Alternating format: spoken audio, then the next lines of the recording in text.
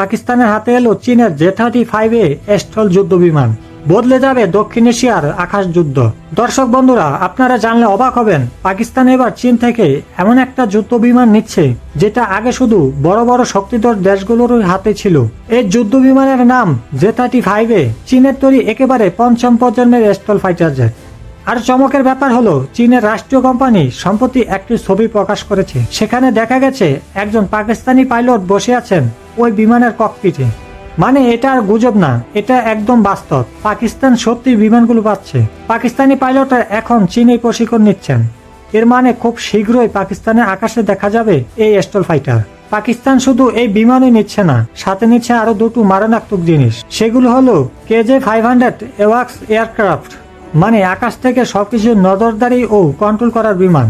তারপরে যেটা নিচ্ছে সেটা আরো ভয়ঙ্কর, HQ-19 এয়ার ডিফেন্স সিস্টেম, দূর থেকে আসা শত্রুর মিসাইল বা বিমান ভূপাতিত করার জন্য। পাকিস্তানি সরকারি ভাষায় বলা হয়েছে এই সামরিক সহযোগিতা প্রধানমন্ত্রী শাহবাজ শরীফের কূটনৈতিক সাফল্য। J-35 আসলে কি জিনিস? এটা একেবারে স্টল ডিজাইন, মানে রাডারে ধরা পড়ে না, ভেতরে ভেতরে অস্ত্র বহন করতে পারে, বাইরের দিকে কিছুই থাকে না, যাতে শত্রু বুঝতে না পারে এটা আসছে। এই জেট দিয়ে পাকিস্তান প্রথমবারের মতো 5 জেনারেশনের ফাইটার হাতে পেল। আর এই ফাইটারের সাথে থাকবে PL-17 মিসাইল, যেটা 400 কিলোমিটার দূর থেকেও শত্রু বিমান গুড়িয়ে দিতে পারে। এই মিসাইল দিয়ে এওয়াক্স এয়ারক্রাফট, ট্যাঙ্কার, এমনকি ইলেকট্রনিক ওয়ারফেয়ারের মতো বড় বড় বিমানে আঘাত করা যাবে।